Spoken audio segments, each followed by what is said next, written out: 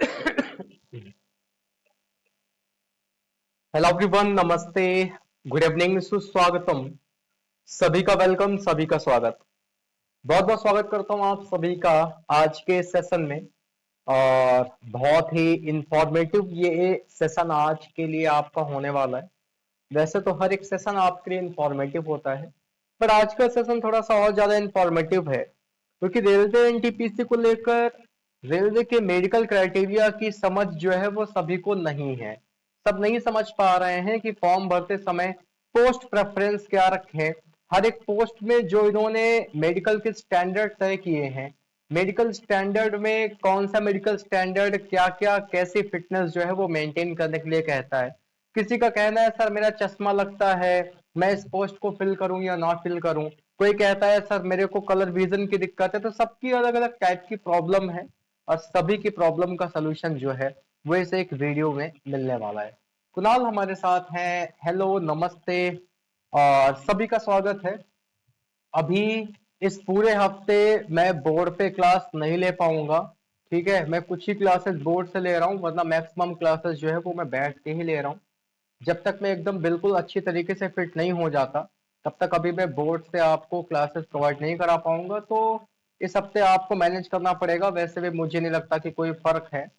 और जब तक इधर थोड़ा सा तबीयत नहीं ठीक है, तब तक लैपटॉप से ही क्लास ले रहा हूँ, नहीं तो फिर वापस से अपन बोर्ड से कंटिन्यू करेंगे। तो मेरे प्यारे दोस्तों, जब आप एनटीपीसी का फॉर्म ओपन करते हो तो फॉर्म फिल करते टाइम आपने एक बात नोटिस की होगी। जब आप पोस्ट के पास जाते हो तो देखो, मैं लेवल 5 और लेवल 6 बेसिकली इन दो पोस्ट की अभी बात कर रहा हूं। लेवल 5 और लेवल 6 पे टोटल 5 पोस्ट हैं। एक पोस्ट है आपकी चीफ कॉमर्शियल कम टिकट सुपरवाइजर की। एक पोस्ट है आपके स्टेशन मास्टर की। एक पोस्ट है आपकी गुड्स ट्रेन मैनेजर की। एक पोस्ट है आपकी जूनियर अकाउंटेंट असिस्टेंट कम टाइपिस्ट की। और एक पोस्ट है आपकी सीनियर क्लर्क कम टाइपिस्ट की। जब आप इन सारी पोस्ट को देखते हो तो इनके आगे इन्होंने ये भी बता रखा है कि इनका इनिशियल पे कितना है, बेसिक पे वगैरह इन्होंने मेंशन कर रखा है। इन्होंने एज क्राइटेरिया भी मेंशन कर रखा है कि 18 से 33 वर्ष आपकी जो है इन पोस्ट के लिए उम्र होनी चाहिए। और फिर इन्होंने नॉर्मल एज बता रखी है कि 25 तक।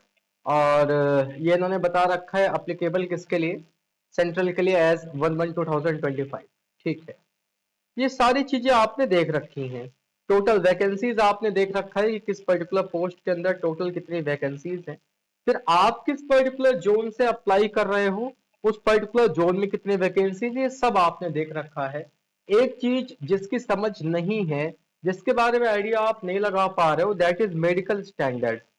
कि सर चीफ कॉमर्शियल कम टिकट सुपरवाइजर के लिए मेडिकल स्टैंडर्ड B2 होना चाहिए, स्टेशन मास्टर के लिए A2 होना चाहिए, गुड्स ट्रेन मैनेजर के लिए A2 होना चाहिए, जूनियर अकाउंट असिस्टेंट कम टाइपिस्ट के लिए C2 होना चाहिए, सीनियर क्लर्क कम टाइपिस्ट के लिए C2 होना चाहिए।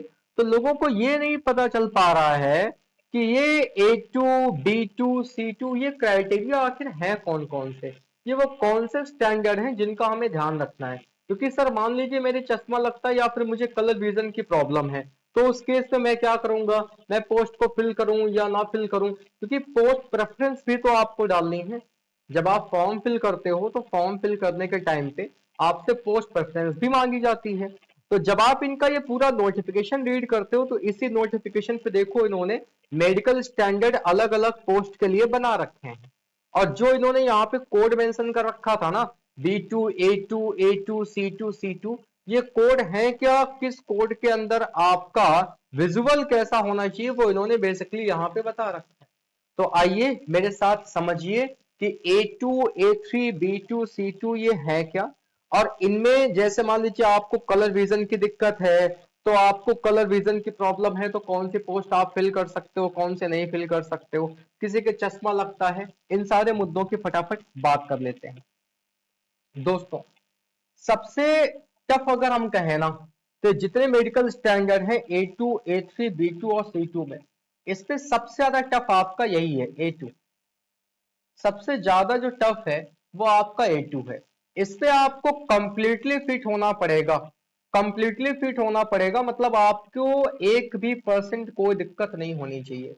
वो चाहे कलर विजन की हो, वो चाहे नाइट विजन की हो, अगर आपके चश्मा भी लग रहा है तब भी आपके लिए प्रॉब्लम है। ये आपका सबसे टफ मेडिकल स्टैंडर्ड है जिसके अंदर रेलवे ये कहती है कि आपको पूरी तरीके से फिट होना चाहिए, दैट इज A2। और अगर आप यहां देखो तो जब आप स्टेशन मास्टर या फिर गुड्स ट्रेन मैनेजर ये दो पोस्ट के लिए जाते हो तो दोस्तों यहाँ पे आप देख सकते हो मेडिकल स्टैंडर्ड इन्होंने A2 ही मांगा है, क्योंकि स्टेशन मास्टर जो पोस्ट है ना वो एक बहुत रिस्पॉन्सिबल पोस्ट है, बहुत ज्यादा रिस्पॉन्सिबल।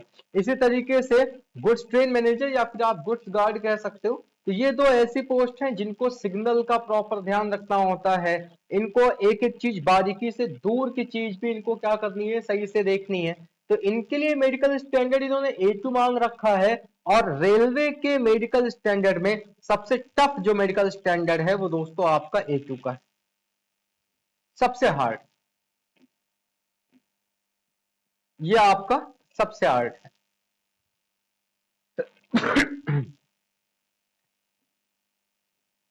चलो अब दोस्तों A2 आपका सबसे हार्ड है, इसके बाद हम A2 और A3 की भी बात करेंगे। तो A2 और A3 ये आपके वो दो मेडिकल स्टैंडर्ड हैं जिसमें आपका कलर विजन टेस्ट होता है। यहां पे मैं लिख देता हूं, इन दोनों में आपका कलर विजन टेस्ट होता है इनमें।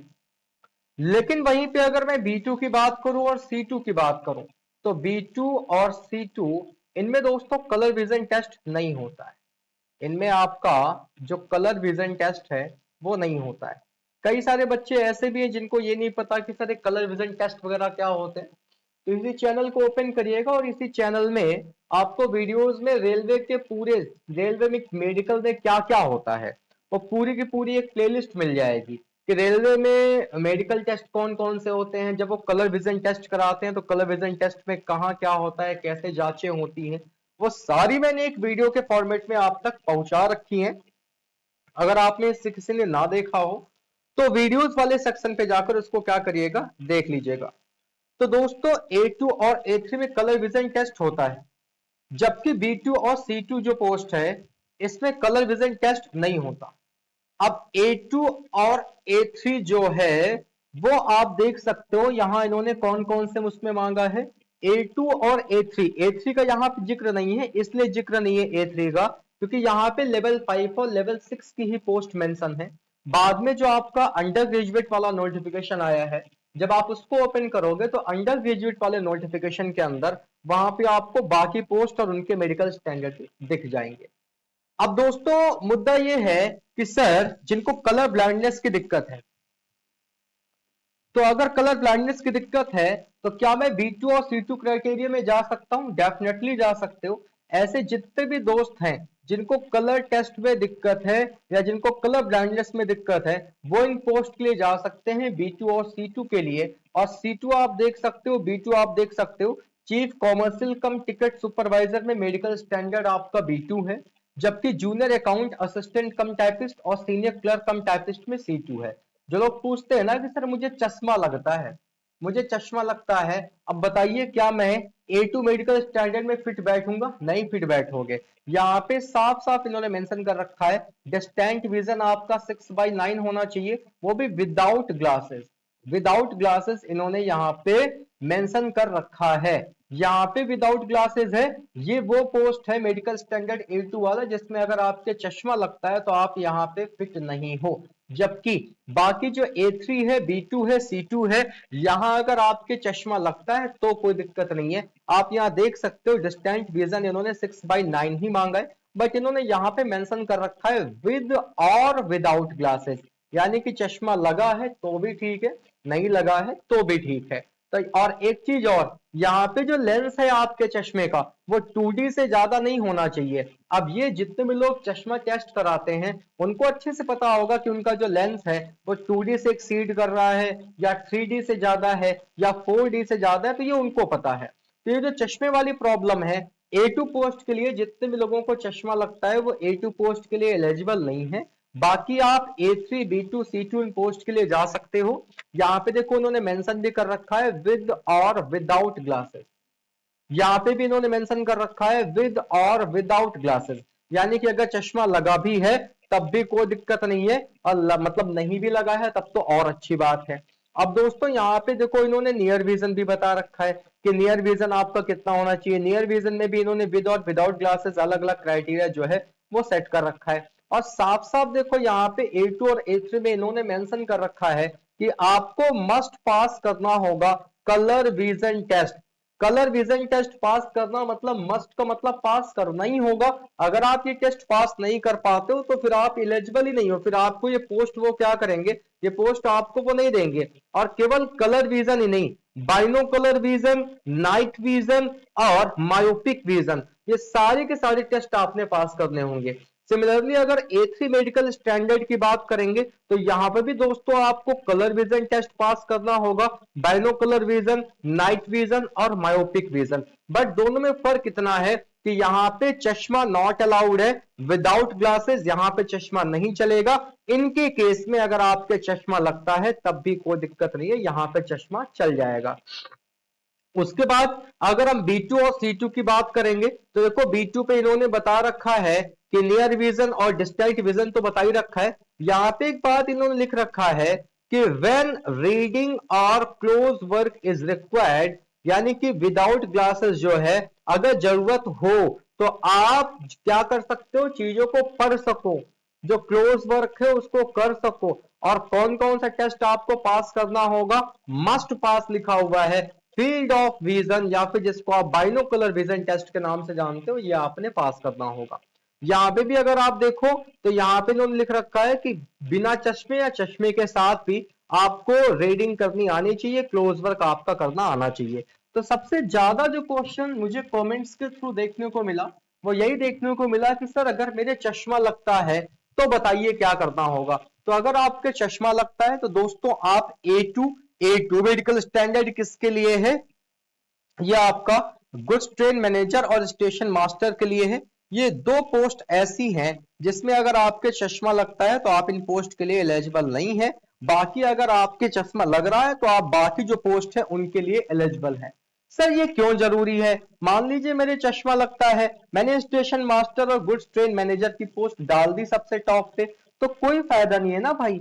जब उन्होंने यहाँ पे साफ साफ मेंशन कर रखा है तो फिर वो आपको तुरंत क्या करेंगे, वहां से भगा देंगे और आपकी परफॉर्मेंस खराब हो जाएगी। तो इससे बेहतर है कि आप ये देख लीजिए कि रेलवे के मेडिकल स्टैंडर्ड में आप कहाँ फिट बैठते हैं, और जहां भी आप फिट बैठ रहे हैं आप उन्हीं पोस्ट को अपनी प्रेफरेंस में डालिए। अब ये जो मैंने आपको मेडिकल स्टैंडर्ड बताए हैं, ऐसे ही जब आप अंडर ग्रेजुएट वाला नोटिफिकेशन ओपन करोगे तो वहां पे भी उन्होंने पोस्ट के आगे मेंशन कर रखा है कि किस पर्टिकुलर पोस्ट के लिए कौन सा मेडिकल स्टैंडर्ड चाहिए, किस पर्टिकुलर पोस्ट के लिए किस मेडिकल स्टैंडर्ड की रिक्वायरमेंट है। तो वो उन्होंने वहां पे भी देख रखा है। सबका मेडिकल स्टैंडर्ड का क्राइटेरिया देख लीजिए और मेडिकल स्टैंडर्ड का क्राइटेरिया देख के उसके बाद जो है वो अपने पोस्ट प्रेफरेंस रखिए। समझ रहे हो मेरी बात को? फॉर्म भर दिया आप लोगों ने? फॉर्म भर दिया आप लोगों ने?